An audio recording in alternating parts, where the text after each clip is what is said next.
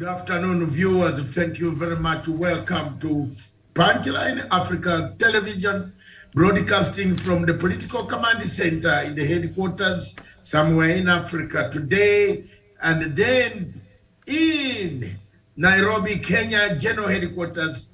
Good afternoon, Miriam Ogutu. Doc, a very good afternoon to you. Good afternoon to our viewers. Good morning, good evening, depending on where they are tuned in and watching us today. Thank you very much. This show is Africa Showdown, but today we shall go in a different direction, and we shall look at topics, the glance, Africa at the glance, or Africa at glance. Whatever you call it, Africa has made headlines. Whatever you go, Africa remains the table, the topic on dining tables of everybody, from Buhari, Paul Biya, General Museveni, Ramaphosa.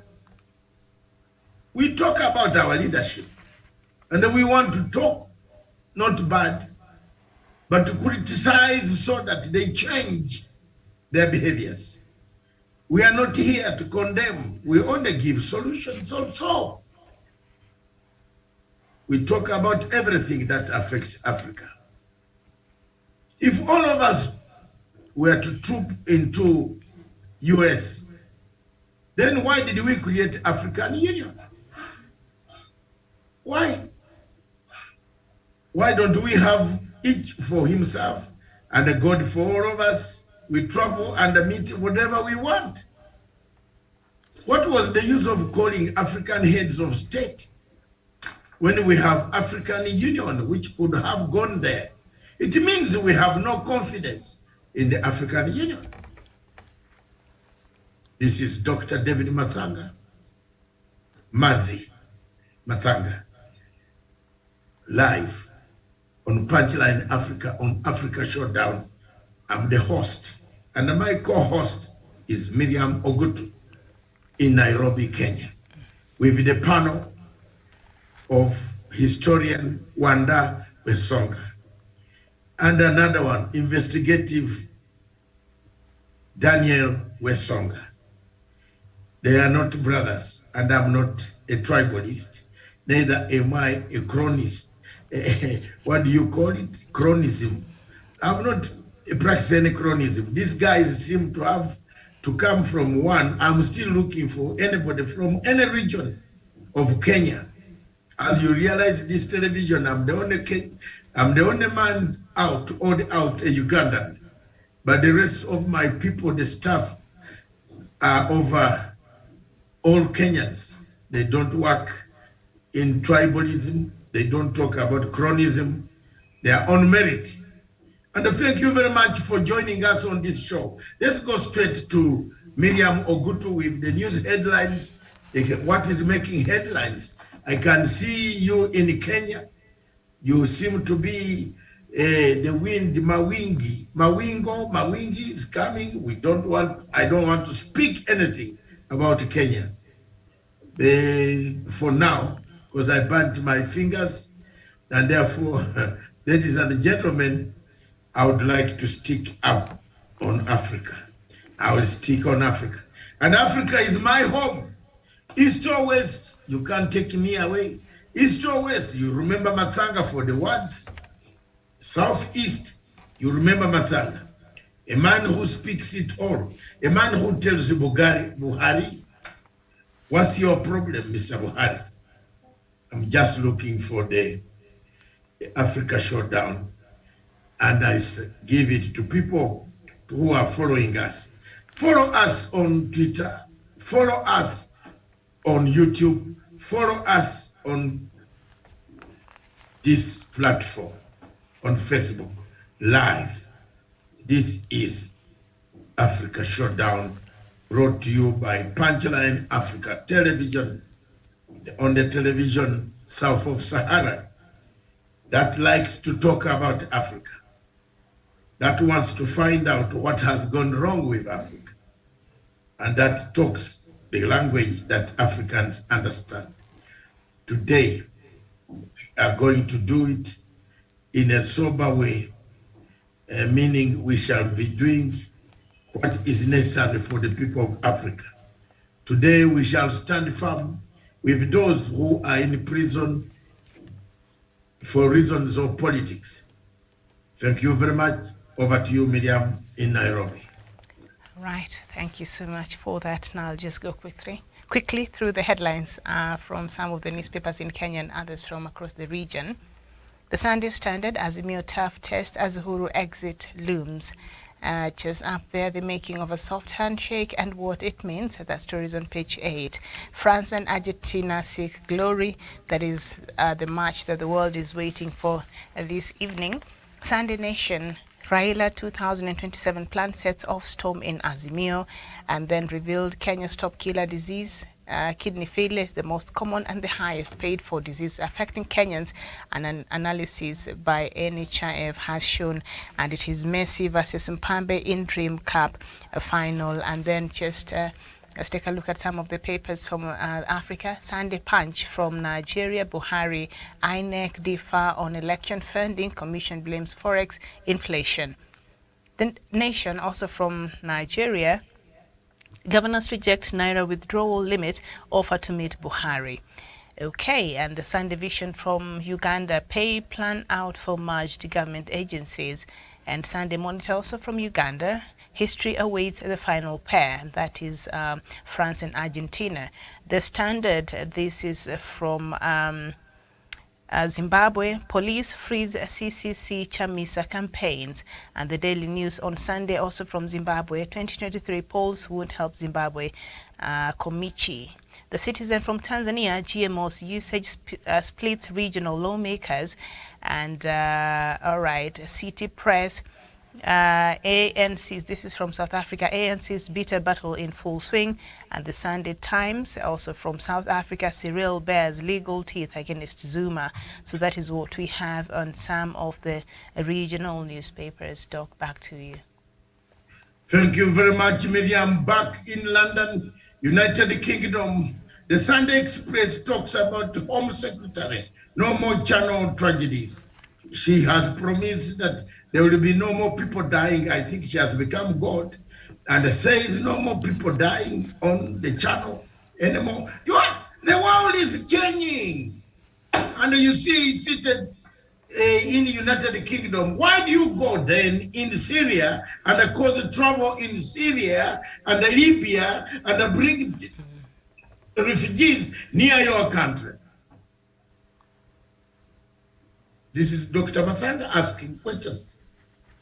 And I have got a right to ask, because I studied political science in the same school that the Home Secretary, same university, the same home institutions that the Secretary of United Kingdom went to. I have a right to ask, because my professors used to tell me to ask questions.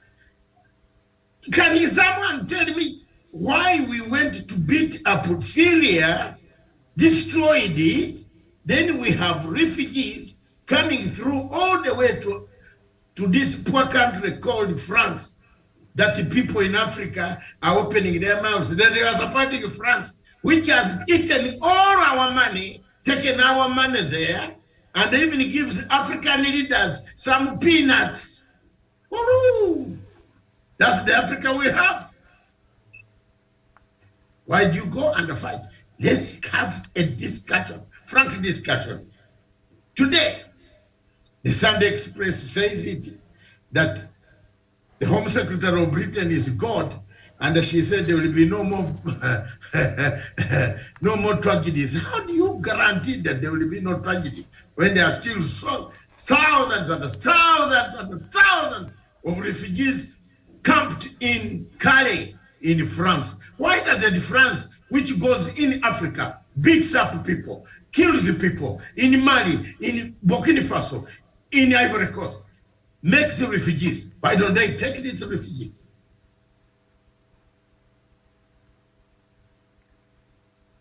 The audience is quiet. The answers are known. And there are some people in Africa saying, oh, I support France. Oh, I support France. What? Pay. Me, even if there was no World Cup, Miriam, and there was only one team playing, I will cover myself with a blanket and I will not watch France. Some people who don't know any history, who don't know anything, they are saying, oh, we have 15 black players. Are they yours? This guy stole us, our money and even stole our brains and took their mothers and gave them passports to produce. Have you seen any British buying players? No, the British players that are playing there were born there and they have a good, no discrimination. They have good living standards. They have everything. The men who are playing in the French team today, you see, all of them, they tell you a story. I grew up in a cardboard box house. Tawish, Daniel, and Elvis, Miriam, you stay in a cardboard box. And you tell me, I'm okay, Pampa. Is it Pampa? This guy, brown one, Pampa, cardboard box. And they have framed you. Now the Macron arrives in Paris, that is arrives in Qatar, that he's supporting a team. But when these guys are growing in Shanty Town, is in Paris, the French police keep on beating them up. Miriam, are we together? Chasing their mothers. Some of them gave birth on the streets of Paris because of the brutality of the police. Let them tell you the story. Is there any prayer from Bizima, from that one called Pampa, something from Cameroon? How can you be happy to play for France when Cameroon, Amazonia, where you come from, you can't even eat food? Your grandchildren are suffering. They are running away from a leader who cannot even pronounce the words, who doesn't know where he is on planet Earth. He doesn't know where he flew all the way from Yaoundé, from a hospital to go and see Joe Biden. Woohoo! That's it. Today we are enjoying this. This is the time for us. You know, if you talk about them when they are not playing football, they will harass you. The Sun newspaper and say, we want royal apology. I think the children of King Charles talk about King Charles. King Charles yesterday met President Museveni of Uganda in Windsor, discussed quite a number of things, despite the rumors that people were saying there was no meeting. That's rubbish. There was a meeting, and that meeting took place between King Charles and President Museveni of Uganda. Let's be progressive. Even if you are in opposition, give a credit where it is. Miriam, I've told you every time, give a credit where it is. And you know, my Ugandan opposition leaders, some of them hate me for speaking the truth. I cannot come to a national television like this and say there is nothing that President Museveni has done which is good. I will be a very mad man and I should be in Mathare, for example, Kenya or Butapika in Uganda. Or London, I should go to a place called where? Yes, a high prison where they put mental people. I will give you the name. I should be there. If I come on national TV and say there is nothing. Doc, you said a prison. They put mental cases in prison there? Yes, yes. No, okay. There's a prison for mentally disturbed people. Hi, somebody. Google, it has just slipped my tongue. It ends with a S-O, no, somewhere. Google, a prison for mentally prisoners, mental prisoners. If they see you, chicha utaua watu wanakuchukua huko. They take you there. Good afternoon. Things are hot. And there we are. So I can't come to national television when hosted by Miriam and then tell a lie. Oh, Mr. President Museveni has done nothing. No, 37 years, there are some things that he has done very well. There are some he has not done very well. And that is me, because I went to school to have tools of analysis. I'm not a lumpen. I'm not a guitar player. Because the guitar player, you are taught to play guitar, music, and the rhythm.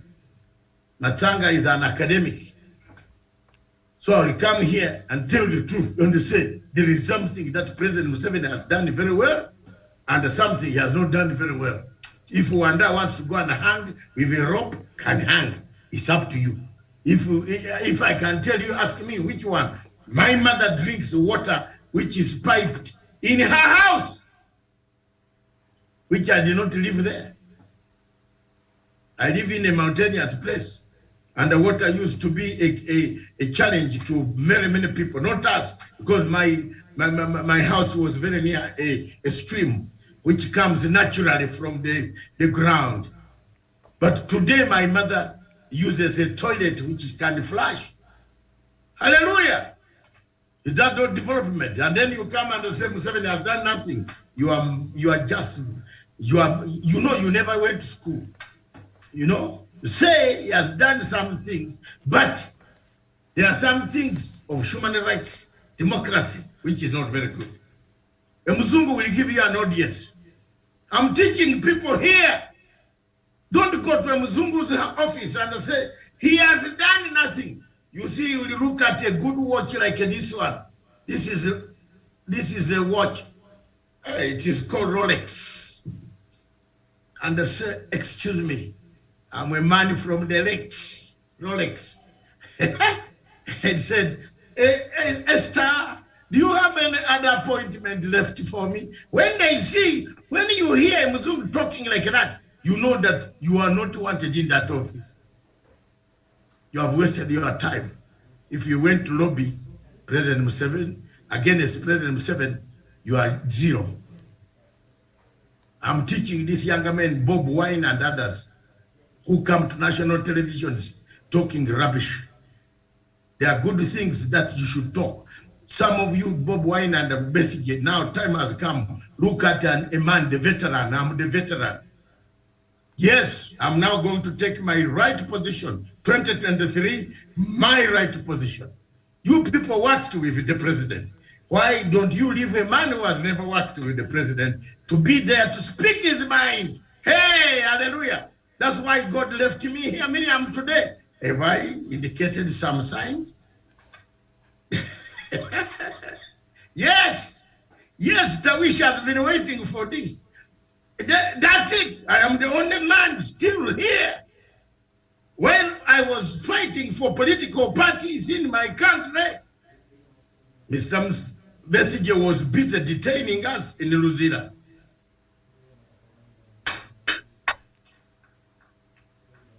Single party. So the only man left is this one. Obote is gone. Who will tell you history?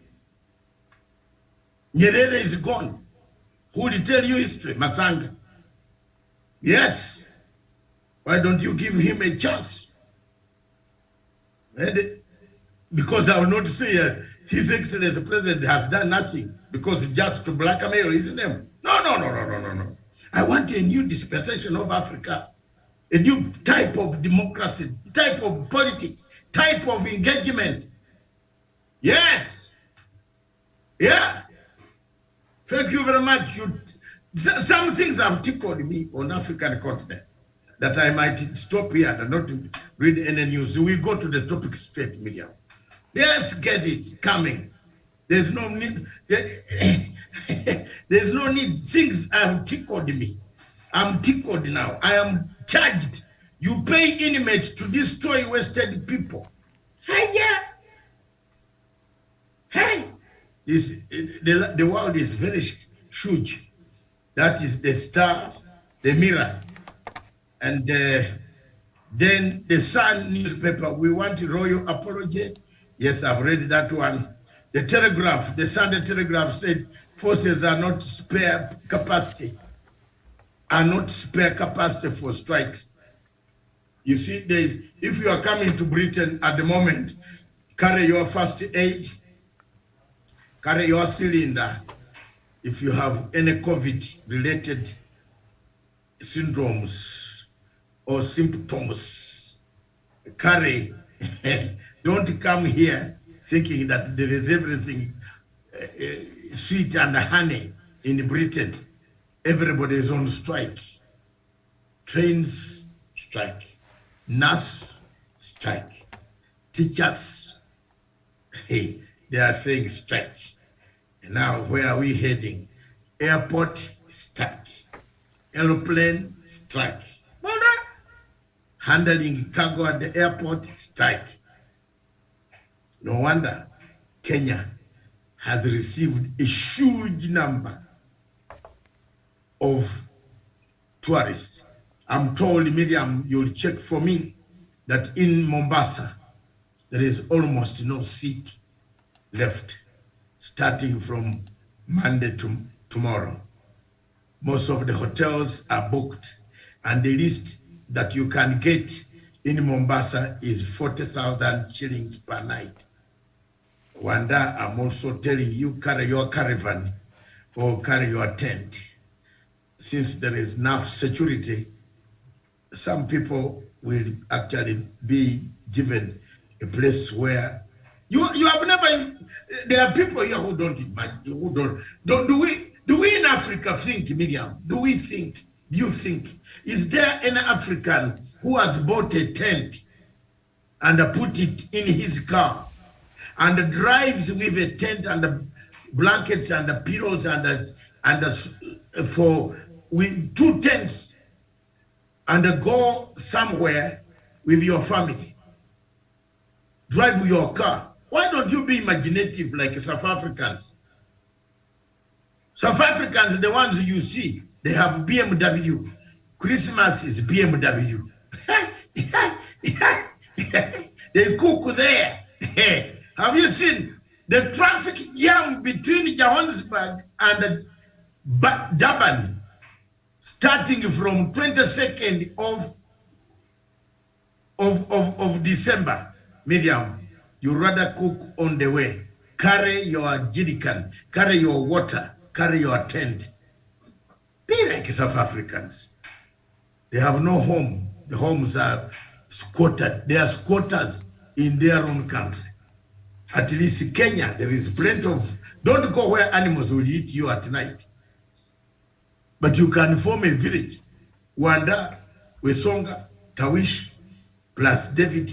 If I'm in Kenya, we can form a very big group. And we can go with our tents and spend our Christmas very well in a nice place where you will tell people we are here. Can the governments and the counties also cater for people who might not have money to pay hotels? I want us now, our television, to start thinking in those capacity. Wanda, Tawish, Miriam, let's be thinking about people. Let's be thinking about people. What do we do? Can hotels, there's a lot of money is being pumped in by central government to every place in Africa, not only in Kenya. Government sends money, but you don't have a borehole in northeastern Kenya, and you are crying, Saidia, Sikari, Saidia, 60 years, Saidia. La, la, la, la, la, la, la, la. Back to you, Miriam. Bring the topic. The news from London have finished. And that's the way I'm going to be doing my things. Over Christmas and New Year is going to be hotter. Going to be hotter. Don't tell me Buhari at 80. You are looking somebody with the age of 52. You don't want him to survive when you have survived for 80 years. Mr. Buhari, shut up. Mr. Buhari, General Buhari, wake up. Shut up. You are a dictator, Mr. Buhari. How do you look a younger man of 52 years? Mr. Buhari, uko na masiku 20 days. You know, You like going to Charing Cross Hospital in London. It is the only place where your doctors are. But I am telling you, my grandfather or my father, because you are my father's age, if my father was still alive, if his life was not cut short, I've healed over that. God help me. If his life was not cut short, my father will be 81. Now, Mr. Buhari, there's a problem you have. Ask Mr. Paul Biya why he doesn't go to London. And look at the man speaking here. We have filed an application waiting for Paul Biya to step there. He can go to US because there's no application. London, oil belly. Pinochet, Buhari come to London knowing, and it is good you have now diverted your medical treatment to Saudi Arabia. Come there now again from next year. You have refused to release this young man, but come there next year. Try just to come a conference. You will not go back until you answer. I think time has come. You know what? The good thing with international law is, my dear brother, sister and brothers, I told you, hasn't Qatar now notified 476 of us that they will square us out of court? Who is laughing now? Miriam, don't you see the way I'm speaking today? Is there something tickling me? When I was saying these things, people were shouting me. That, oh, what is it, Qatar? I told you, Qatar will come down. They want the image, they have plenty of money, they have successfully, tonight, hosted a match, but they breached a lot of conditions. Monday morning, they have said, already a message, we shall sort it. They changed the goalposts. 476 applications in Europe. In London alone, there are 120 applications, including Dr. Matsanga's application.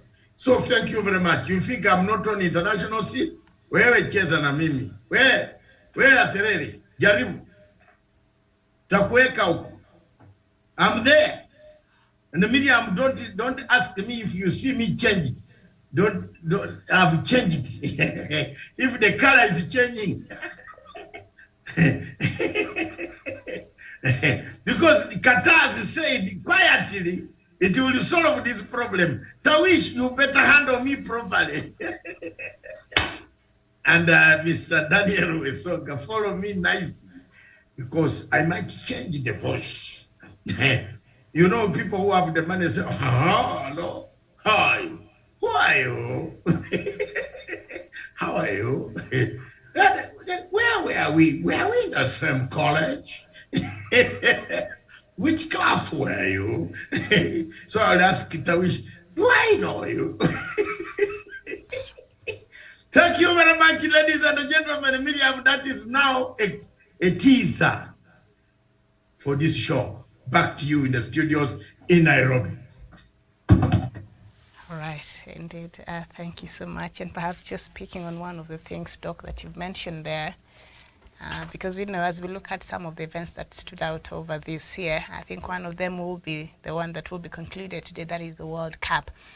And according to a story from France, immigrants are overrepresented in the French national team in the World Cup, a far-right politician has said, adding that I do not think this team represents France. That is someone from France there. Marion Marachel is the niece of far-right politician Marine Le Pen and belongs to the recently formed party whose name refers to Spain's Reconquista, a period when Christians drove Muslims out of the country. Her comments ignore the fact that many black and Arab players are born in France, as well as the reality that the players, like millions of others in the country, are proud to be both French by nationality while also having roots in Africa and elsewhere. Some have jokingly called France Africa's sixth team on account of having many footballers who boast of African connections. And, you know, we've been seeing those images. So one person, politician, a senior politician in French, who is the niece to far-right politician Marine Le Pen, she's saying that she does not think the team, the French team, represent France. She's saying it's been overrepresented by immigrants. Thank you very much. Let me kickstart that one. I told you, I am not against France. I am now against the entire thing, including that woman. If we found each other on the plane while it is going, I would jump out. Because that's what they have done to Africa. The French policy in Africa comes to take money from Africa. It takes it away and goes to build statue in France. Then it comes back, creates a war in those countries. Cote d'Ivoire, for example, Ivory Coast, Miriam, was one of the best countries on the continent of Africa with a GDP which could feed the West African states. Cote d'Ivoire, Ivory Coast, Abidjan was the headquarters of African Development Bank, the best city in West Africa so far on the shores of Atlantic Ocean. They killed it. Then they picked players from there. Refugees who went. Where are the refugees? Where do they stay? They stay in cardboard boxes, in shanty towns. Tell me one of the players there who grew up in a palatial home in Paris. Show me one. Show me. Niambie. Show me one player who grew up in a palatial home in Paris. And yet the French collect our taxes from West African states, taking the taxes to Paris, then ask African countries, what can I give you? A neo-colonial method is coming back. A scramble for Africa, a re-scramble is beginning. People are coming back after they have taken it all, they are coming back for more. Now this time, they have even carried human beings. That guy, and that is, you know, you see, even when you are doing very well in France, you are called an immigrant. Have you seen the tag you have? There's one thing I like about Britain. Once Britain has brought you, given you resettlement, you are called a British national. There's no discrimination on when the job, if you have. Now look at me. Look at this guy here talking to you. I went for an interview with 30,000 British nationals in Sky News. In 2002, Miriam, I beat people flat out. I became the first candidate, not even, I ran like a marathon. You see lightning. The distance between me and the second closest was like the distance between Venice and the Earth. I got all the questions correct. Even the panel got shocked. Richard Murdoch himself said, I want that guy to be in my team. I got a job. Nobody discriminated me in Britain and told me, don't be on Sky News. Go and look at my clips. Miriam, there are very many. You are even seated near them there. I did 842 hours of live television watched by billions and billions of people across the world. And yet, I was not born in Britain. That is the type of life of a country that people want. to hear about. Don't tell me about this country called France, that the other African is very busy running football. Those of you here, I'm lucky. I know where Songa. Daniel has not told me where he belongs to. The two of us, I and Elvis and Trawish, we are on the same line. We want to hear where Songa. And don't change because we are the majority. Be like these other Africans who shout even when they are being beaten. Napenda France. Me, David Matanga? No way. If France does not allow me to go to their country, what do I miss there? I don't eat frogs. I'm sorry. I eat real food, here matoke and the chapati. I support Argentina. I landed the mic, Miriam. Okay, thank you. Daniel Wasonga, your thoughts on this item, where now some people in France, I guess the white people, they're feeling, the French team has been overrepresented by immigrants, and they're saying they don't feel like this team represents France. What connotations does that perhaps have? Thank you so much, Miriam. And of course, France has the very bad reputation with the African continent. You remember during the independence period, when most European countries were actually departing from the African soil, France came up with something we call Franc-Afrique, French Afrique, whereby the hegemony that was already there, they had a system where the countries which they had colonized could report back to the French, the government in Paris. So you realize that in as much as many colonizers actually left the African soil, the French did not per se really leave the mantle of leadership for the African continent. So to me, it is really baffling, Miriam, when I see such remarks coming from the leadership in Paris, because, I would associate that with people who have a very, very low self-esteem. You cannot be talking like that when 70% of your team is actually made up of black people.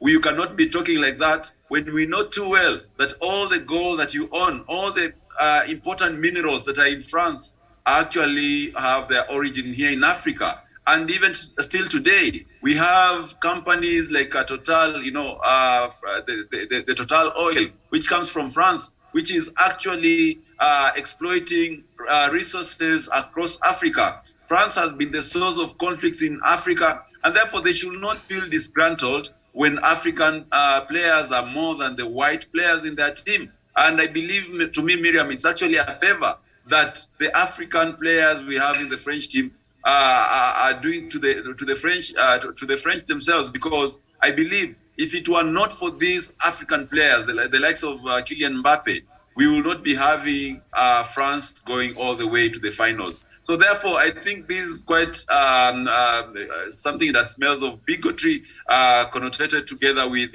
maybe a low self-esteem coming from a leader. But generally speaking, Miriam, I think I side with Dr. Masanga, my good brother, Professor Wanda Wesonga, and Tarisho Lesasina, that, we cannot support France based on the things that are happening currently in Africa and things that have happened before. So to me, I think going by those statements, even before maybe she made such remarks, I would have gone for Argentina. My teams were Senegal and Brazil. But now that Brazil is out, I'm going to go with Argentina.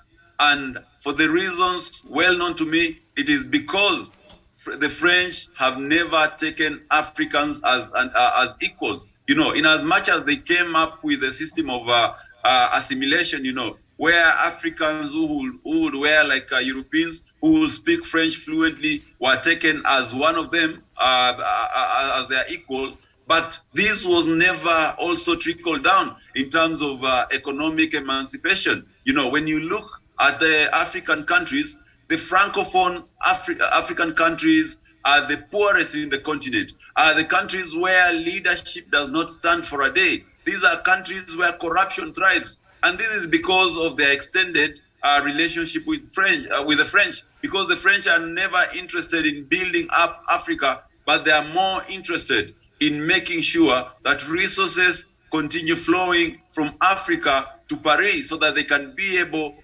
to enrich themselves. Dr. Masanga once said here that they have the biggest gold reserve in Europe, but they don't have even a single mine. You can see the kind of deals that companies like Total Oil are doing in Mozambique, where we have chaos. Who is bringing these chaos there? You can see whatever happened in Libya. You can see whatever is happening in the other Maghreb region countries, whatever happened in Chad.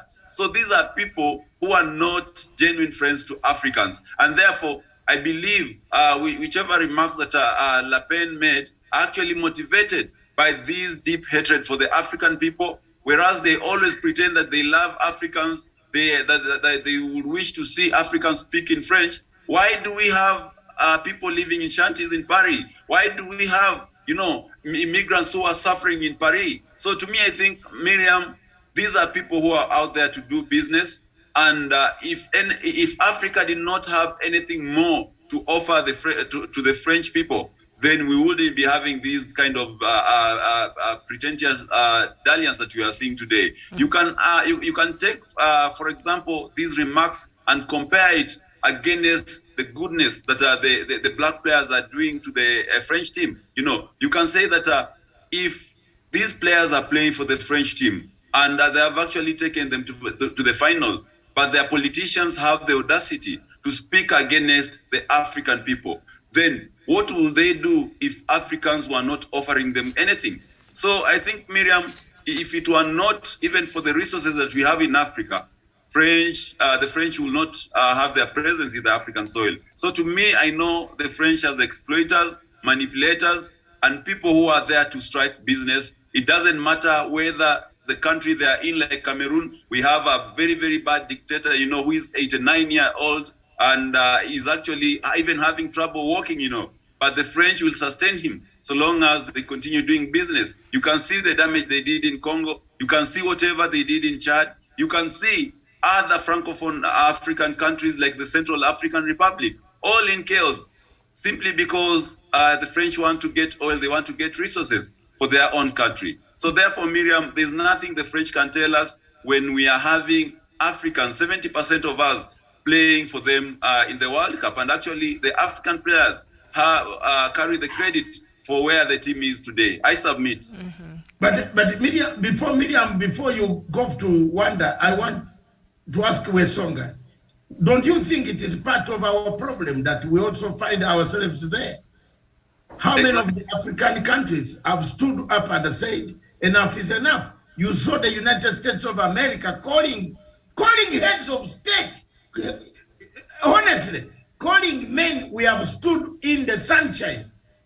Millions of us stood in the sunshine and said, come quickly, hey, kuja. And the way they went, Jesus Christ, as if we don't have African Union. What is, Chinawa Achebe said the tragedy of, was it Chinawa Achebe or Wall Senyuka? Is it Chinawa, the tragedy of Africa is that we have created African Union, Miriam. It is there. But we don't give it powers to go and represent us. We all want to go there. Look, count the money. All these planes wasted. And we don't have a clinic. We don't have even a ventilator. We don't have an ICU that can, my Jesus Christ, we are living in hell. Tuambiane ukweli. We are already in hell. And God, please help us on a Sunday like this. Usitupeleke kwa hero tena. You can see, or Susanna will tell you how many, if you calculate the amount the plane took to stood on the ground, how many hours, parking fees. Some of these planes were left in third countries. For me, my role is to create, I am constructively criticizing Africa to wake up. I'm not against anybody going to eat hamburger in one of those hotels. I've been there before anyway.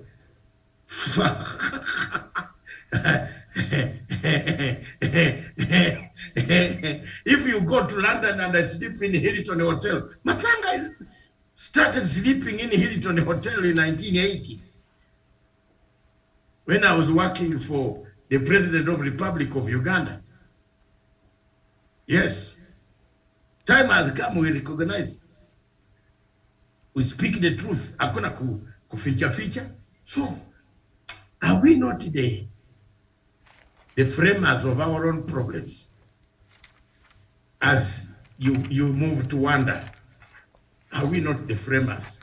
Wesonga, keep the question, and Tawish, in your submission also, back to Miriam, can choose who wants to speak next. Okay, I think Wanda, but even as you respond to that, I think on today's Sunday Standard, somewhere they've covered these players, and Kylian Pambe, apparently his father is Cameroonian, his mother is Algerian, and the rest of them. But something that the Standard has said, that the continent, African continent, is likely to back France that looks more African than their South American rivals. I don't know, what are your thoughts in that, in line with whatever that news from that French politician?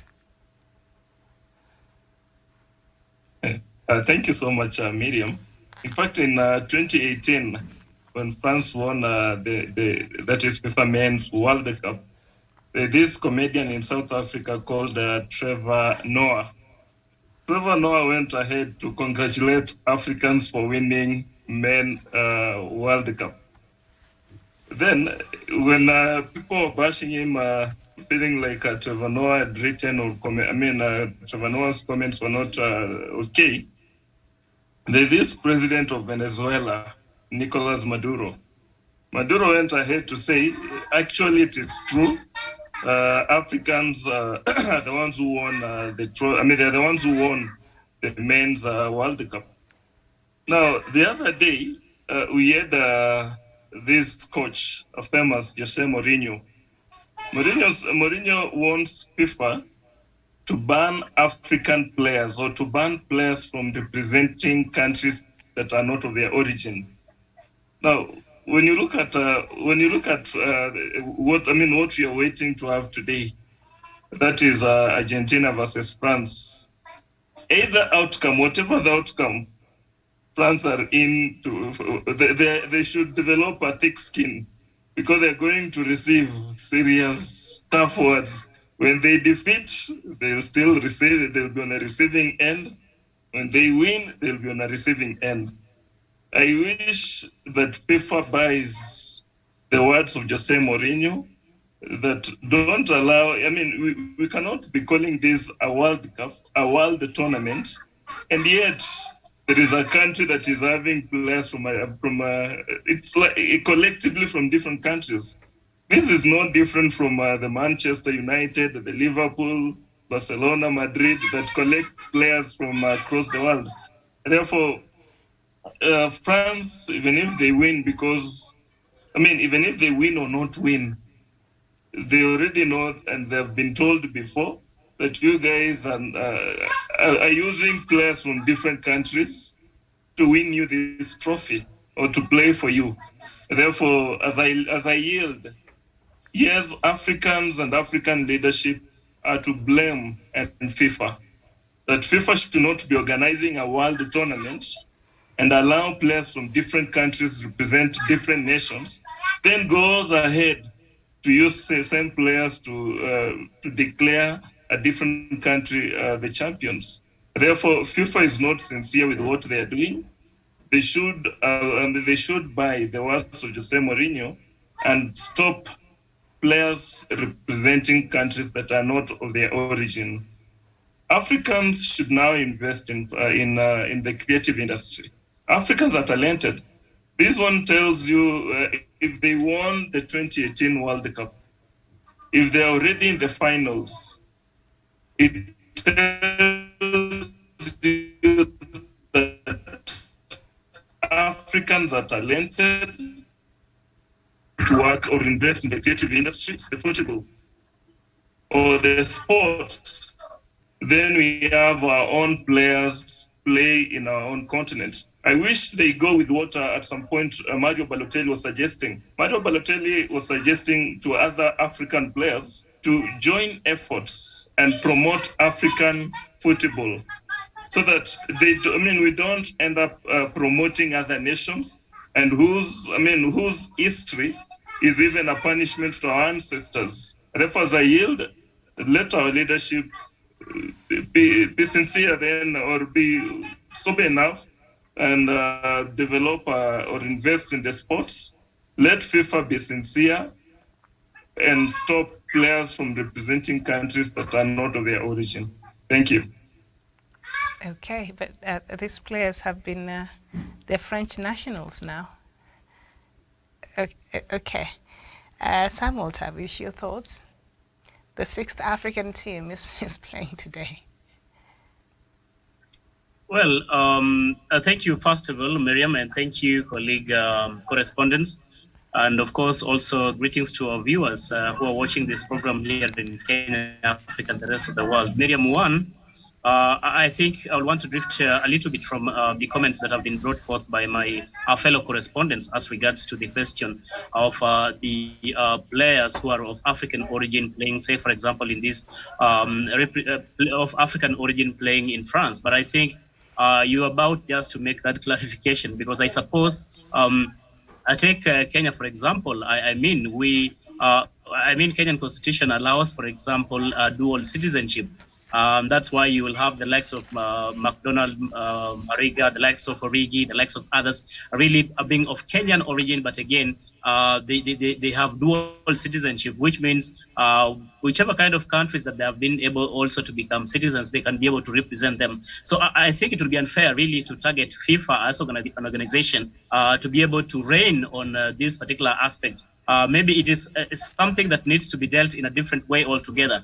Perhaps the question of dual citizenship is one which must be addressed first and foremostly, because again, if someone is a dual citizen, then that means they can be able to represent either nation when it comes to such kind of tournaments, for example. And so this is something I would want us to not apportion blame really to FIFA, because again, they're also operating within certain kind of regulations and laws that govern that particular organization, and of course that is a global organization, and as far as of course football is concerned. So I think we cannot quite heap blame on Olesesana. Yes, Let me give you just one. Medium, give me a minute. Yeah. There is a difference between the dual nationality and the citizenship. Dual nationality, by law, in some countries is allowed. Uganda, for example, is allowed. Kenya is allowed.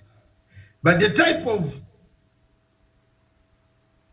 of passport the people in Qatar have, it means you will not come back and run for Kenya. You get my point? You are bought, unanunuliwa. Qatar comes and said, we are buying you Kiplagat. We are buying you Olesesana. We want you to be, just dump your Kenyan blue passport there and come here, you're a citizen of Qatar. But when you come to Kenya, you don't now come back to Kenya and go to Kenya Athletics and say, I am still a dual citizen and I want to run for Kenya team at the same time. I am from Qatar. So there is that difference. Are we together now? Absolutely, Dr. Ori, I'm getting it. That is it. That's how the difference is. For example, anybody who has a dual citizenship cannot, if his country can allow him, you can go and run for Kenya if you have dual citizenship. Talk about the M. Let's not talk about the M, my friend. Anybody can run for Kenya when you have dual nationality and a dual citizenship. You can run for Kenya. It means you can go back in Kenya freely and compete in the Kenyan team. But people like Kiptanui, like who have those players who have been bought by Qatar, by Saudi Arabia, they cannot again come and play football in Mali. The guys in France, for example, those are now citizens of France. They were born there. They have got their certificates there, but their mothers are dual nationality. Does that make sense, Tawish? And a lot of these players were actually born in France. A few of them went there when they were young. Yeah. Majority of them were born there. Yes. So they were born there, but there are two types of citizenship. Acquired one, where you are bought like a slave. You run very well, 10,000 meters. Buy, nunua, kuja, doke, work, yeah. Carry luggage. Now you cannot come from carrying luggage in Qatar, unarudi Kenya, unataka to compete with Kenyans who have stuck here with their nationality. No, the FIFA regulations of athletics and football don't allow that. But if you acquire today, you have acquired your dual nationality, and you have something that you want to do, you can come back to Kenya and say, I will represent Kenya. The country where you stay will not refuse you. Are we together? They will not refuse you. You can represent, run, and get a gold medal for Kenya, and at the same time go back and live in that country without somebody saying, hey, you have our nationality, but you refuse to run for us. You got a medal for Kenya. So the people you see down there now in Qatar, you have seen so many Kenyans are in Qatar. They have been bought by UAE, by Qatar, because they have the petrodollar, money, petrodollar. Wanakupatia dola milioni kama $10. Unasikia ziko kwa account, you change the voice from the Matanga voice and you tell Wanda, call Wanda, wonder how you. So that's the situation. I hope take it from there. Sorry, Miriam. I hope I've clarified very well. Very well, Tawish. Back to you, Tawish. Thank you, Dr. for making that clarification. Indeed, there were some, what I suppose were some gray areas to me. But again, thanks so much for that clarification. So moving forward, I think when you look into the teams that we are having today, the teams that are going to play in this final today, I'm sure most Africans really are watching this particular final with a lot of envy, positive envy, that is, because again, most of these players, especially for France, of African origin, Dr. Masanga, if I should put it that way. And so it would have been our wish that perhaps, just like you have hinted, that we have these players, say, in the African continent playing for African teams here representing us in this World Cup tournament, then perhaps we would have seen ourselves coming even closer even to the finals, and even sometimes having the possibility, increasing the possibility of us winning in this particular kind of competition. But be it as it may, Dr. Masanga, it's very important for us to stress that it's been truly a very long journey to where we are today in as far as these finals are concerned today, Argentina and France. But again, like I've always insisted, let the best team win, yes, but I am supporting Argentina. And I really hope I wish them the best, that they play and win this evening's, of course, finals in Qatar.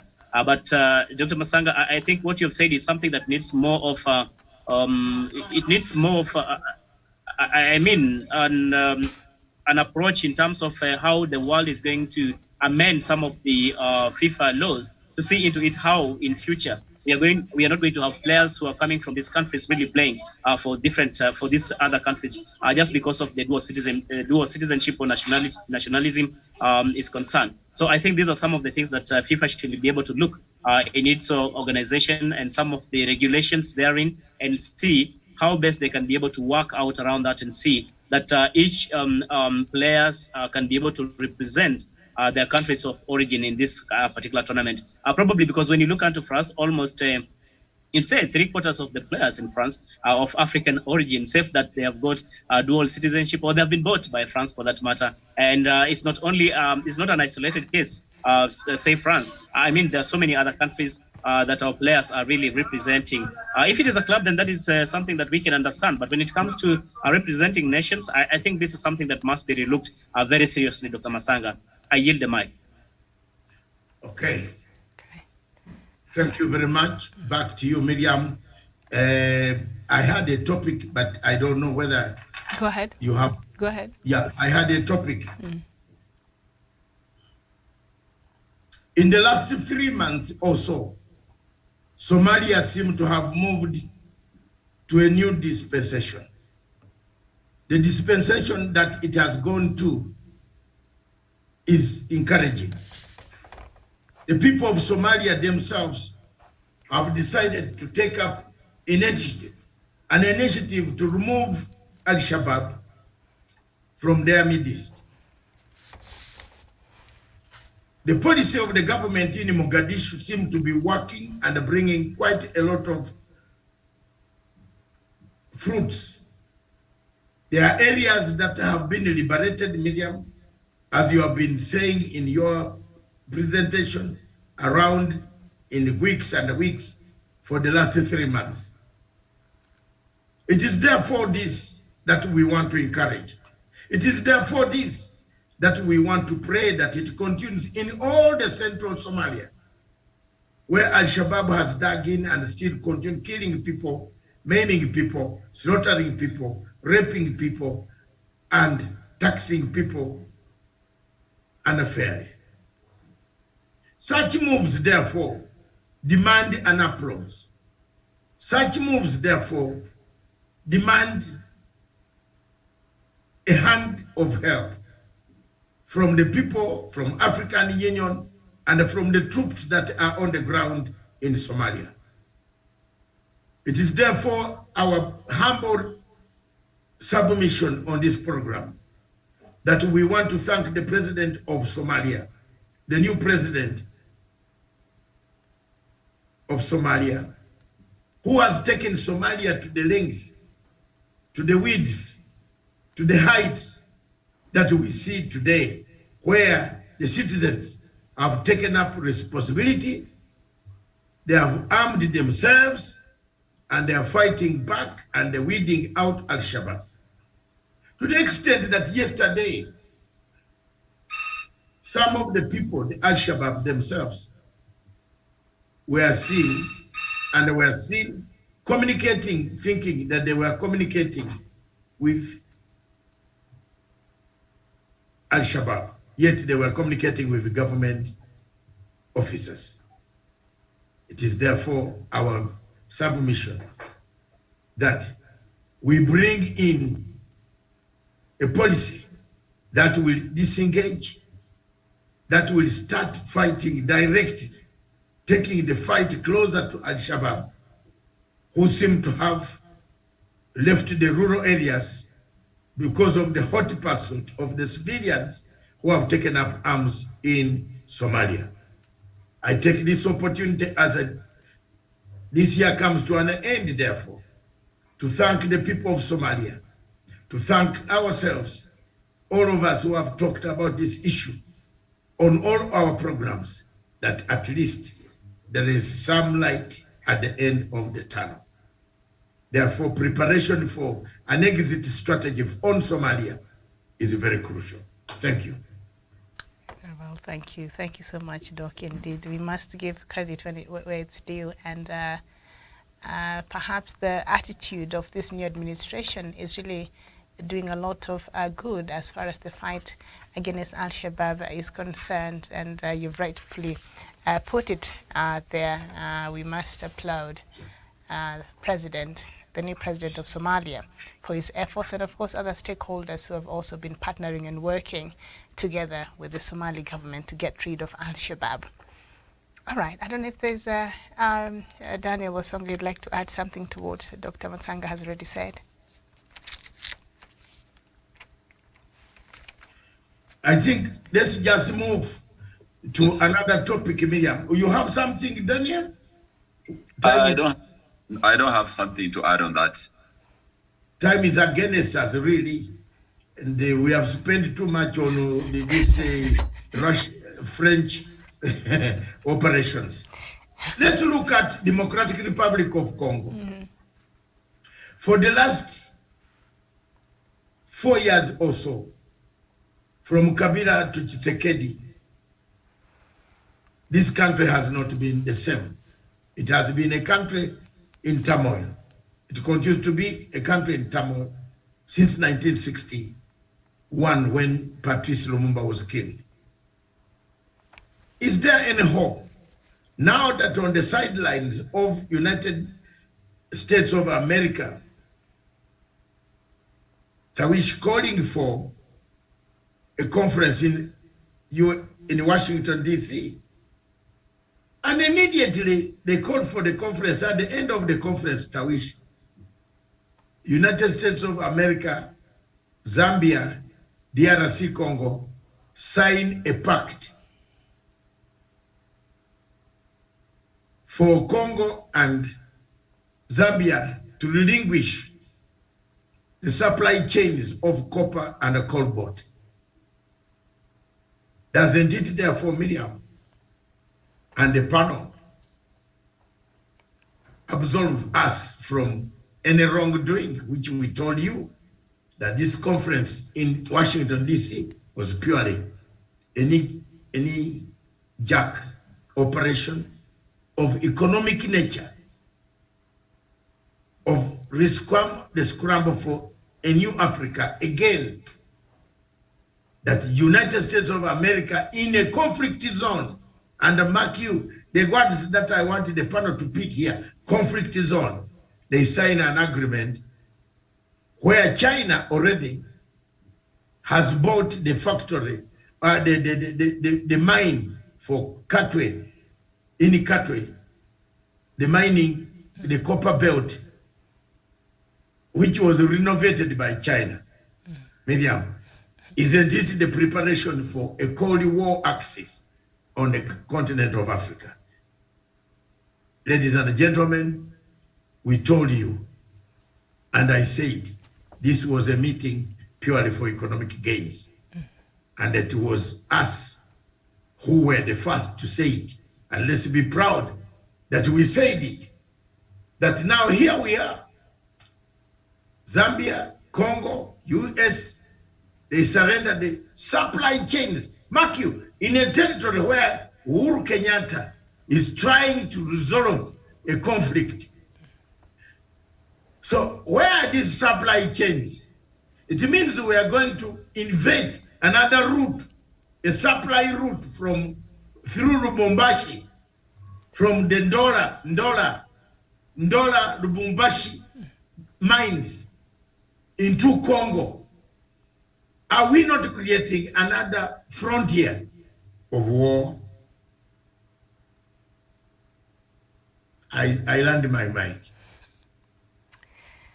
It's very passionate questions, Doc, because the DRC Congo story, I think we've looked at it from every possible lens, and it's a lot is at stake there, unfortunately. You know, a lot of interests are playing out in the DRC, and we'll be caught up there while President Uhuru Kenyatta and the rest of African leadership are trying to bring peace and stabilize things there. The rest of the world are just looking at them like, what's wrong with these stupid Africans? Because they know what they're doing, and they're complacent, and they're supporting, and they're equipping. China is really doing stuff there, but quietly, nobody's talking about it, right? And other countries. Now, the latest, there has been an intensified conflict between the Congolese army and non-state actors of M23 in Rutshuru territory, North Kivu province. And I think this happened on On Thursday, earlier on Thursday, M23 said fighting had resumed in Buiza, North Kivu, accused the Congolese army of having attacked its position. So, you know, we keep blaming M23, and for good reasons. I think they should be blamed, and we should keep calling them out and the people who are supporting them. But something that Omar, remember our panelist from London, she brought up the last time we had her on the show. Why is the world not looking at what the Congolese government is doing, what President Tshisekedi and his government is doing? And when I was reading this story, it reminds me of what President Paul Kagame of Rwanda was saying, that perhaps there's somebody who does not want elections to take place, so they'll keep aiding this conflict. Because if there was an agreement that there's no fighting, and now the M23 is saying that Congolese army attacked its position. So this escalated a situation, and the fighting has resumed. So you wonder, what are we doing? What is going on here? What is going on? Especially with the DRC government. Wanda might know. Let's hear from Wanda, and then Tawish, then Daniel. Then I'll come back, Miriam. There's something going on. Fishy. Let's call it fishy. And meanwhile, Miriam, prepare that clip for Mr. Kagame after we have finished this one. And we want to see how fishy African leaders are. Please. Thank you. Wanda. Thank you so much. At times, you give birth to a child who becomes a blessing. And at times you give birth to a child who becomes a curse in your family. Now, DRC Congo gave birth to this child called Tshisekedi, who is turning out to be a curse to this country called DRC Congo. That he took the reins of power to offer solutions to the challenges that are facing the Congolese. But instead, he became one of the crafters of the very troubles that are hitting the DRC the Congolese. But when you look at what is happening in DRC Congo, then you look at President Tshisekedi as the father of the nation. Then you tend to wonder which kind of a father will let his kids or his children kill each other or be killed, then says nothing or does nothing. Therefore, when I look at the President Tshisekedi, the only statement I can paint with him or I can attach or associate to him is this child who was born when people thinking will be a blessing to the family, but turned out to be a curse to the family. That I wish they had a different leader who was not Tshisekedi. That Tshisekedi knows what is happening, is part of what is happening.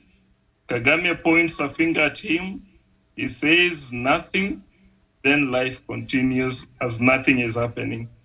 Therefore, it is really sad, very sad, that you can have a leader who is not offering solutions, but in either way will want to associate themselves with those that are hurting his own subject or our own subjects. I can't say anything much, but Congolese should go to their knees and pray that they don't ever get such kind of a leader again, because this is a curse to DRC Congo. Getting a leader who is not helping you out, but instead a leader who cares about his pockets, and a leader who cares less what happens to you as his subjects, a leader who does not care if the infrastructure should be improved, if the human rights should be respected. Instead, this is a leader who cares about his own pockets.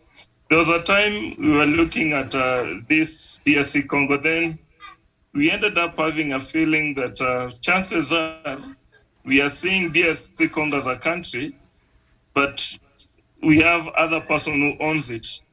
And I'm now not even surprised to learn that China owns some of the mines there.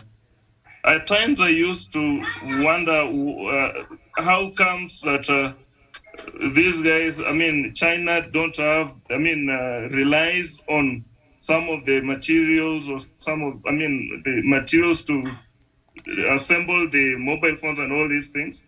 Then they just sell it cheaply. Something told me chances are so high these guys are easily accessing these items or these materials. Now they own the mines. And all this will blame it to the leadership of DRC Congo. And the leadership of DRC Congo, the father of the nation, President Tshisekedi, he should look himself into the mirror, then consider himself a curse to DRC Congo. Or else he changed the curse into blessing by doing the right things. Thank you.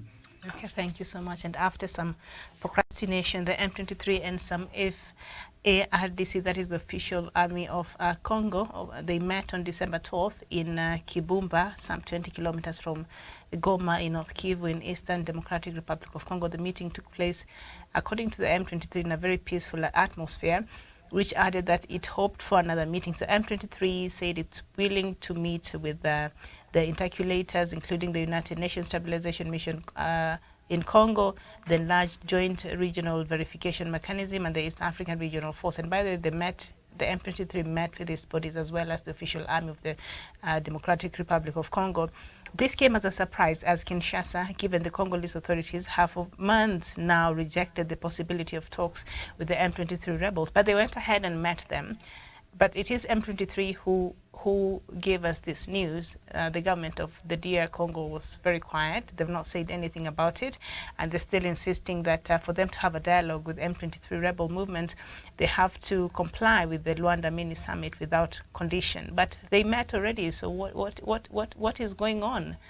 What is going on? What do you think is going on with Songa? What is Tshisekedi not telling us? The problem about Congo, I think it's bigger than what the people of Congo perceive, in terms of the involvement.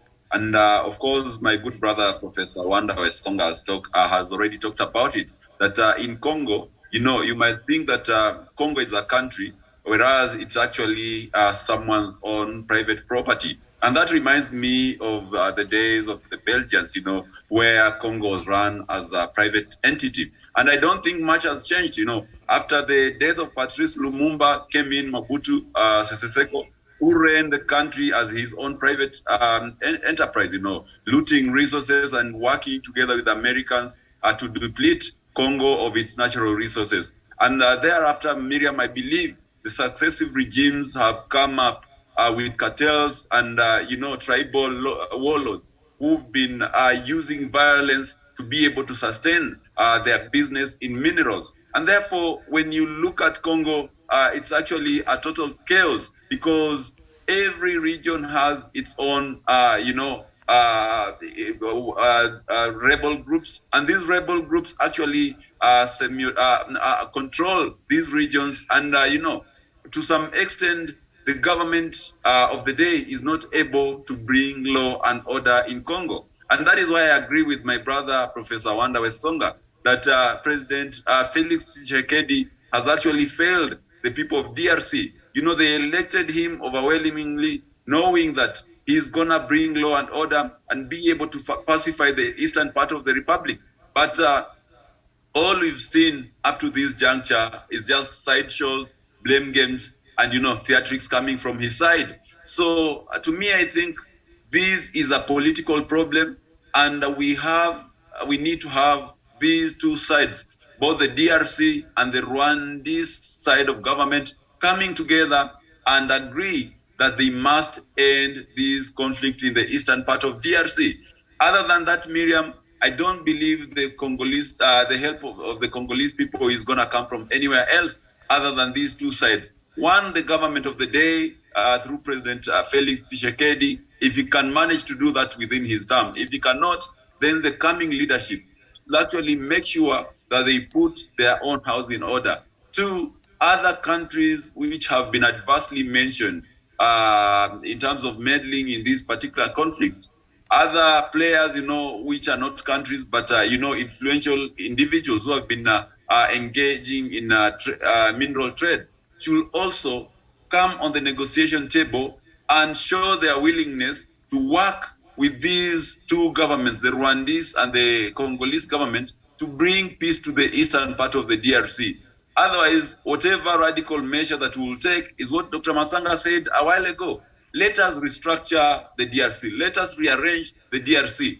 Let us make sure that all those who have been involved in this crisis for all these years, these people who have been reaping big from the conflict in Eastern DRC, are brought out and shamed, from whatever they have been doing. So we need a very, very, strong-based, resolution for this particular conflict. So, but so far so good, I believe, Miriam, the DRC government has not been doing much, in terms of coming up with solid measures to be able to solve the conflict. Look at the kind of army they have, an army that cannot face a ragtag, rebel group like the ADF, like the M23. So to me, I think I'll tell President Felix Tshisekedi and the leadership in Kinshasa that charity begins at home.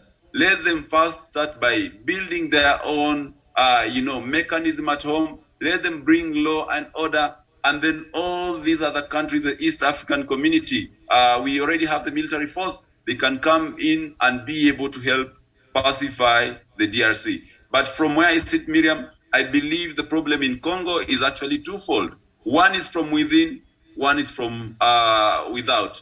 And therefore, let us look at all these frontiers and be able to bring all these people together from the government of the DRC, from the other governments that have been accused, so that we are able to walk the journey of goodwill and willingness to be able to end the conflict. Otherwise, Miriam, we're going to be having these accusations and counter-accusations and very, very little progress in terms of brokering peace in DRC. I submit.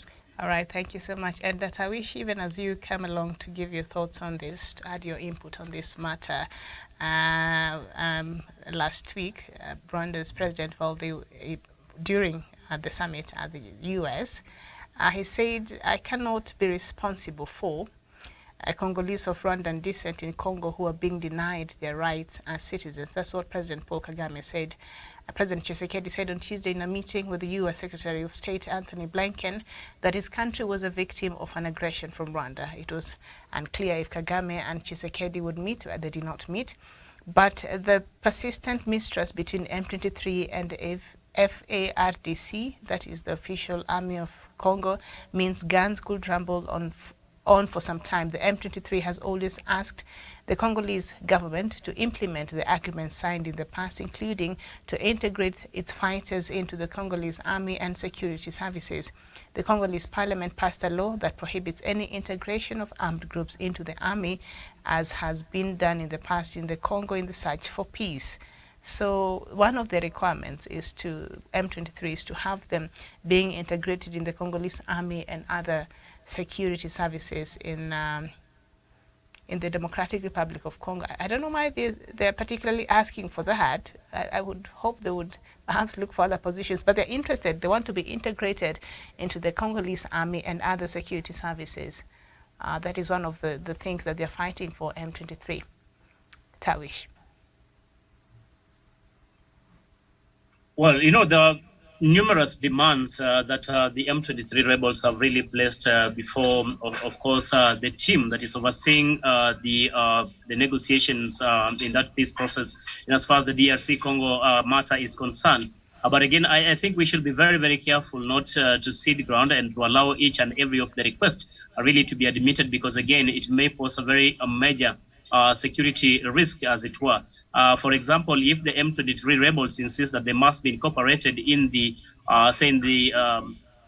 very sensitive security apparatus, say, for example, the intelligence or the military in DR Congo, then I think that is something that we really need to tread with a lot of care, Miriam. And I believe those who are overseeing this, of course, peace process and trying to bring the warring parties in DR Congo's matter is concerned, are alive to this reality, and they will not be blind to this fact that this may pose a very serious security risk in future. So I think what is important is that we do not want to see continued infighting amongst the people of DR Congo. We will want to see DR Congo really, it being a very wealthy nation in terms of the mineral resources, in terms of the manpower, in terms of its capacity just in the region, and of course, in terms of the land size also, the land mass here in African continent. I believe it's time that we want to see DR Congo really settle down, be at peace with herself, so that the people can get down and be able to concentrate and think how they're going to exploit these resources for their benefit, Miriam. It disturbs me, and I believe every other African really to watch DR Congo being in the state that it is today, a nation that should be concentrating on exploiting the natural resources that it has, that God has blessed it with, for the benefit of the people, is continually in perennial conflicts. These are things that we will not really want to see continue in DR Congo, and not in any part of the African continent.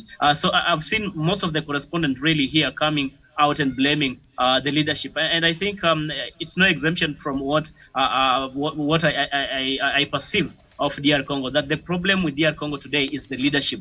Because again, if we are the leadership that is so committed to deliver for the people and make sure that the people in DR Congo are united, even the warring parties, the M23 rebels, and the rest of the DR Congo nationals can be able to come together. We can be able to really strike a compromise in as far as these hard stances are concerned, then I think the DR Congo will be making a remarkable step. But as it is, I think most of the African leaders, and it's no exemption to DR Congo, have been hijacked by these Western power imperialists who are very keen on only exploiting the resources, the wealth that is in the African continent for the benefit of their own nations and not for the African people. And I think it is in the best interest to continue to see DR Congo and any part of the African continent, or nations to be particular, being in the conflict that we find ourselves in. Because again, through that kind of division, then they will have an easy hand or an easy ride really to exploit these resources.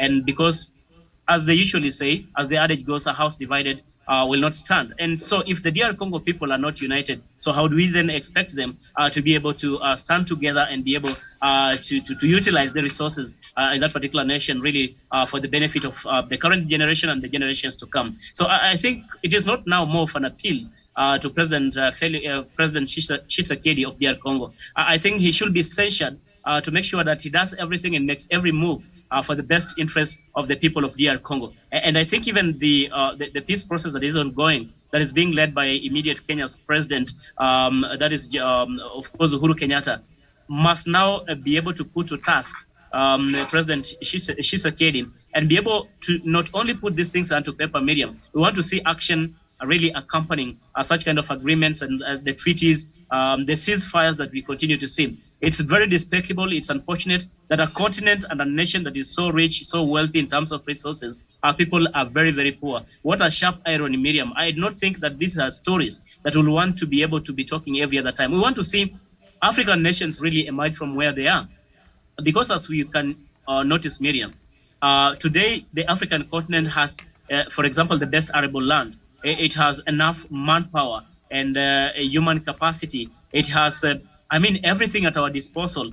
Favorable rainfall, for example. How come that we continue to wallow in poverty as a continent, Miriam, when God has blessed us with all these resources, Miriam? I think this is a fallacy. It is something that we will not want to continue.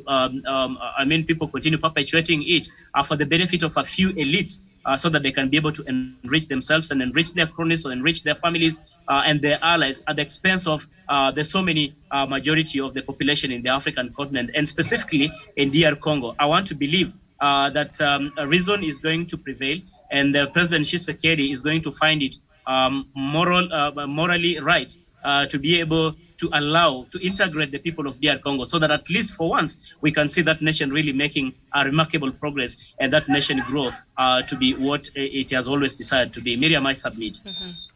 Thank you so much. And I think another country that we cannot... Miriam, yes. Before you go to another country, there is something which Tawisha has said here, which worries me. Mm.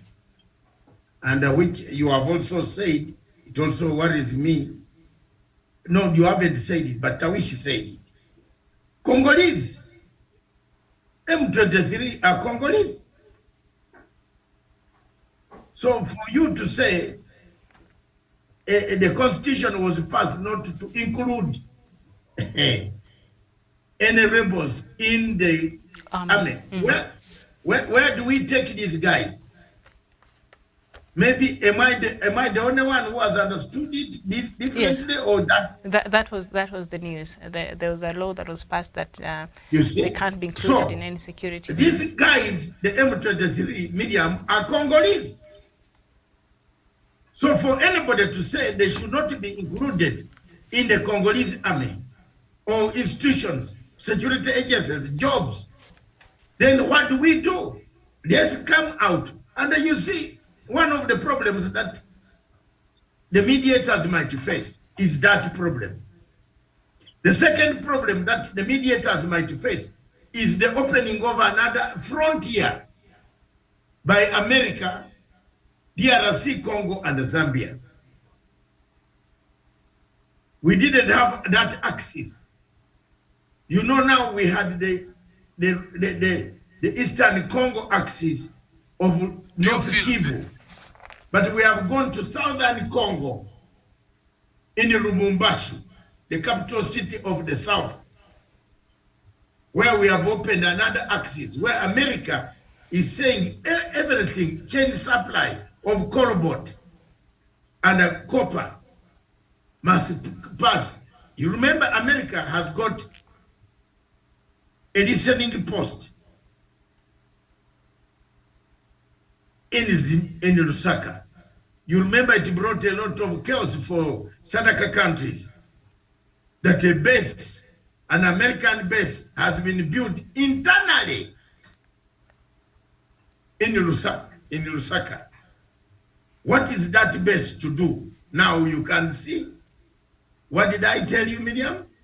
Always listen to this teacher. The base is doing exactly by opening the supply chains of Lubumbashi. This is a different frontier from the one of Bunagana, Rutshuru, North Kivu, and other areas.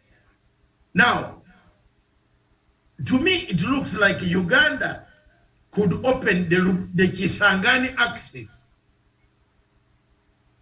Are you seeing how things are shaping up? There could be a Kisangani axis where Kenya is already there, digging roads, opening up the border points, and putting infrastructure up to Kisangani. The roads and the infrastructure, that was the argument between DRC and Uganda. I think the yes. from Kenya have a different position. Which I'm now seeing. So, if I were President Uhuru Kenyatta, I would pose this question. Why are we doing all these things in one country instead of rearranging it? Why don't we just openly come out and say Congo is too big for one to be administered from Kinshasa? Let's rearrange it like we rearranged Yugoslavia. What about that? I landed the mic. What about that? Are we not heading to piecemeal rearrangement where you find the territories are being taken by different countries? You think Uganda is building the roads for nothing? Excuse me? Is it building because it has a debt which was supposed to be paid to the International Court of Justice? It's still paying that debt.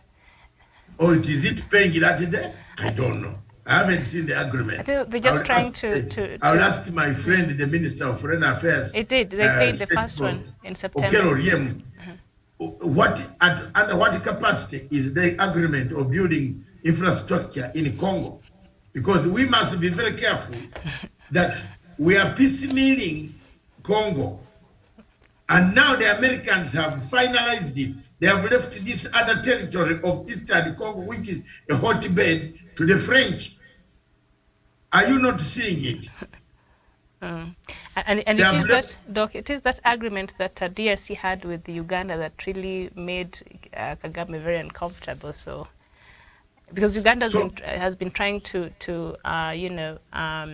fix the diplomatic ties, and it's working very well with DRC. So I think part of building the infrastructure is, I think, Uganda just trying to be a good neighbor. Of course, the other interest. So Kigali was not very happy about that. a good neighbor, a good neighbor for nothing.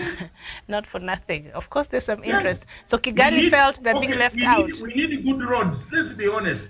I support President Museveni as far as security matters are concerned into his going into Congo. Thank you very much, Mr. President.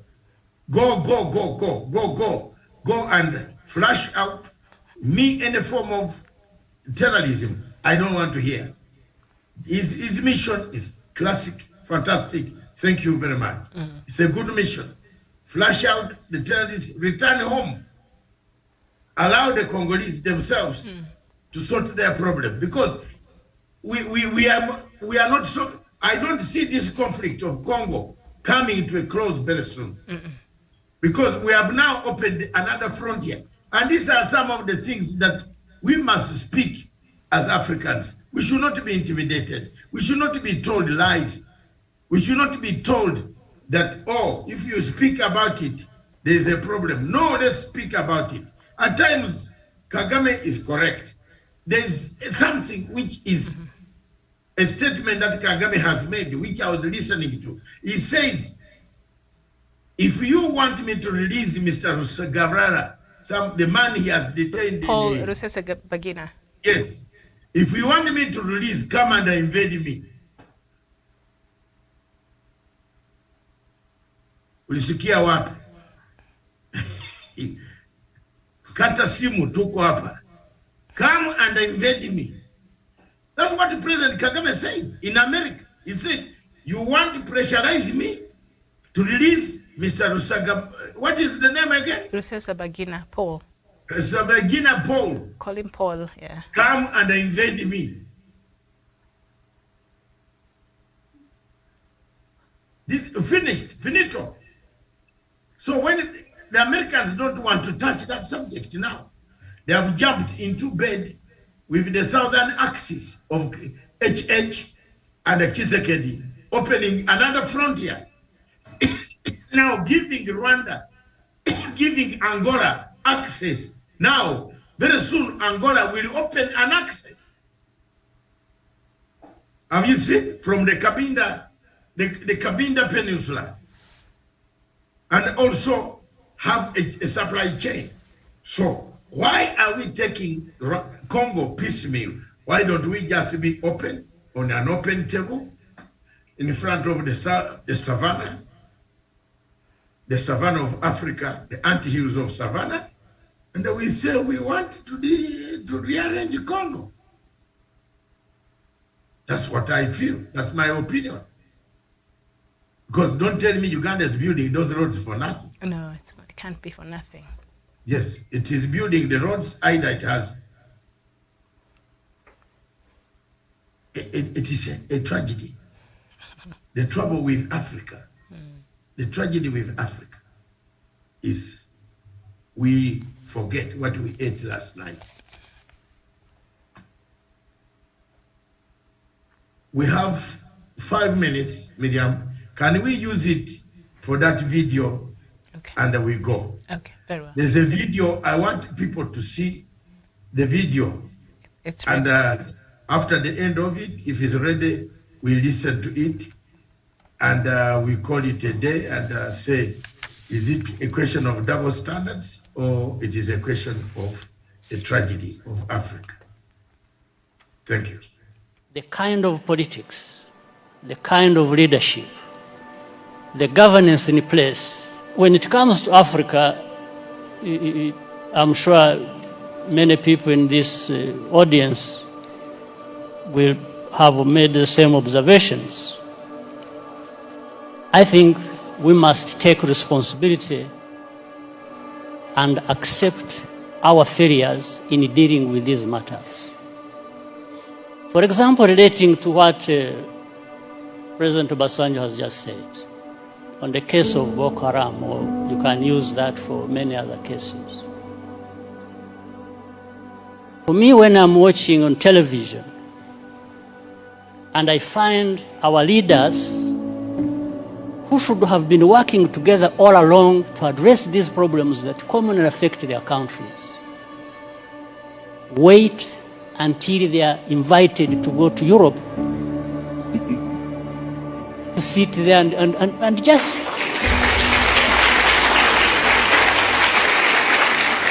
it's like they are made to sit down and address their problems. Why does anybody wait for that?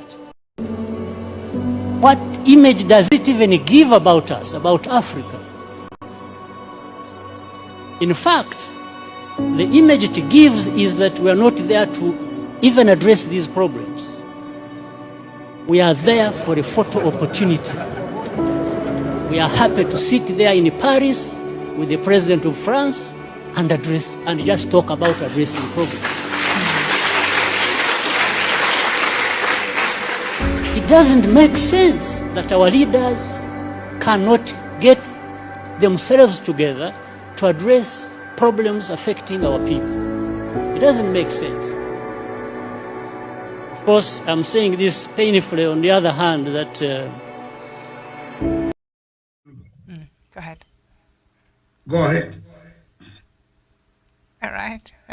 President Paul Kagame, and as much as I might disagree with a lot of things he does, but I know from deep down, from how he expresses himself, President Paul Kagame is a true Pan-African. And that is what I caught from that video. And a couple of things that he has said, that a lot of things that are happening in this continent is because of the failure of our leaders to take responsibility. They could come together in this continent and address these issues, but instead they choose to do them when they get an opportunity in Europe, or now like when they went to the US. So they're not even there to address these problems, but for them it's just another opportunity to have their photos taken with these leaders from the Western world. And I think on that, President Paul Kagame is spot on. Wanda, make it short like a Miriam's. I think it is high time we start looking at, paying serious attention to Paul Kagame. From the moment he was able to open up on what is happening in DRC Congo, and now is somehow trying to sound like someone who can own the mistakes and be responsible. I feel like it's time we start listening to Paul Kagame with the seriousness he deserves. Daniel, thank you very much. Elif, Wanda, Wesonga. Daniel, Wesonga. Thank you so much, Dr. Masanga David. And of course, I agree also with Professor Wanda Wesonga that it is high time now we also listen to the other parties, because it is evidently clear that the government of the DRC has been unable to solve this conflict. And sometimes they say that perhaps you should always look outside when you're in problems, because you might not be in a position when you're in a chaotic situation to be able to do self-examination. And maybe Rwanda could be knowing whatever maybe deficiencies that are there in DRC that maybe President Kagame could step in and be able to resolve. Already we've seen a lot of progress that has been achieved through the mediation efforts by our former president, His Excellency Uhuru Muigai Kenyatta. And we have been seeing positive frontiers in that. So therefore, I believe it is another opportunity also for Rwanda and any other good-willed neighbors to step in and be able to help to rearrange the DRC. I submit. Ladies and gentlemen, lady and gentlemen, I have a different view. But my different view is closer to what Miriam said, and what Wanda said, and what Daniel has said. there's a slight difference. I do agree, Comrade Paul Kagame is a great guy. He likes Africa. He's a Pan-African. But is he a Pan-African for the reality? Or is it Pan-Africanism for showbiz? There's Pan-Africanism for reality and Pan-Africanism for showbiz. So which one is this that we need to check from here? When President Kagame was making this speech, he vowed never to be called by foreign leaders to go anywhere for photocopy or for photo sessions with leaders. Remember, this speech was made last year or sometime when he was criticizing fellow Africans who had actually flocked in to go and see Macron and Russia and so many places. But President Kagame himself now became a victim of the same speech that 2 days ago he was in Washington, D.C. Also summoned and took photos. I didn't see him much in photos. I think he walked out of photos or deliberately refused the photos. Because I haven't seen in the photo, I looked at his, because he's tallest amongst them, I would have seen his photo. But the point that he has made makes me more convinced that he is a Pan-African, that he has Pan-Africanism, a Pan-Africanism at heart, but a Pan-Africanism with a showbiz operation. He did a showbiz. Boko Haram can be defeated if we are united. It's true. It brings me back to the question of which I started with. Why should we, as Africans, go to United States when we have African Union? We have African Union. We have headquarters. We have mandated them to do things for ourselves. An organization, a movement of that nature, the Secretariat of African Union should have invited. There are people on the continent who are saying President Joe Biden could have even a better space in the United Kingdom, in Addis Ababa, better facility to meet all these leaders, address them for 3 days, and fly back. The amount of money he will waste, he will spend on this journey, and the amount of money that we shall spend flying to Addis Ababa is a quarter of what we have spent flying into Washington, D.C. Parking rights, hotel rooms, oh my God, food, or these meetings. We have an African headquarters of African Union. We should have invited one guest against 54. But because they wanted to eliminate some people, 54 can come, all of them. They are entitled to come to Addis Ababa, but they are not entitled to be on committees. They are suspended to be on the committees, but they can come as observers and sit. They are not entirely suspended out of the summit of heads of state, but they are suspended from taking positions on the summits. You can't become a general and sit on, but if there is an African meeting for heads of state, you can go and brief then, but you can't be on the committee. So there is a school of thought, as I learned, which says African heads of state should have gone to Addis Ababa, and their guest comes to Addis Ababa to explain to them, tells them, I'll give you 55 billion for 3 years. But there is a question here, which is a catch question. What about if the government of Democrats does not gain power in 2 years' time? Miriam, what happens? The policies will change. Trump never talked to Africa much. He called us a shithole. Biden came and called us, we are the best boys whom we can interact with, the best people we need to interact. What about if another leadership, if a leadership of a season, the color becomes red and the Republicans take over power, their policies on Africa will shift to a worst scenario. So is it a reliable friendship? Is it just a recolonization? Is it just a scramble for Africa, a scramble? Are we re-scramble? Are we doing a scramble, a fresh one, a recolonization of this territory? If you see the United States of America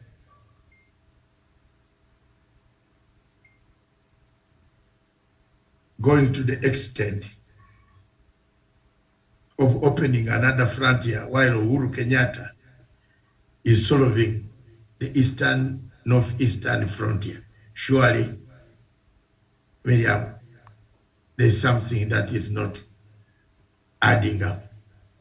So for me, I believe that when you talk, God listens. And when God listens, he acts. Whether you are 1 or 2 or 3, you still remain the focal point of God's listening ears. Today, the journalists who took photographs of one president in Africa have disappeared from the surface. Some have died, some have just gone missing. Maybe the River Nile has taken them. So we don't know. Is this the Africa that we want? How much can you glorify incidences? I am glad that our television has not played any of those clips, because glorification of terrorism by showing their pictures and putting them on enables them to come back and work and do things that they had not done well. They come to kill us perfect. So also glorification of some acts, like the act of South Sudan, was not the best for any journalist or any television station to replay. As I land the mic, I want to thank you very much and tell you that tomorrow, maybe before Miriam comes in to say something, tomorrow is a great day. We shall have the tough, is it tomorrow? We have global Matanga global trends, and we shall be looking purely on those security issues across the globe: Ukraine, Somalia, DRC Congo, Boko Haram, Mali, Mozambique, and perhaps we shall also look at South Africa, the turmoil, the political turmoil, which has now led to the Mr. Ramaphosa being left as the sole candidate for the ANC party. Will they win an election? Yes or no? And then we shall look at the mess in Europe tomorrow. And then on Twitter Space, I would like to give you the good news that my Twitter was passed the test and it is now permanently there. Over the weekend, they did deactivate several Twitter spaces. Wanda, I think you know about that. Some of them could not work, but we are happy that my Twitter space passed the test because I put the rules which they have read, and my rules seem to be the ones going to be the guiding rules across the whole globe. Don't come on my Twitter to insult people. Don't come to do so many things. So it is back. We shall look at the scramble for Africa. Is it the meeting, the USA meeting? Is it a scramble for Africa or an opening of an axis of Cold War in Africa? Until then, I'm Dr. Masanga from London, and in Nairobi, Miriam Ogutu, back to you. Thank you. All right. Thank you for watching. This has been Africa Showdown. We see you again tomorrow, God willing. Bye-bye.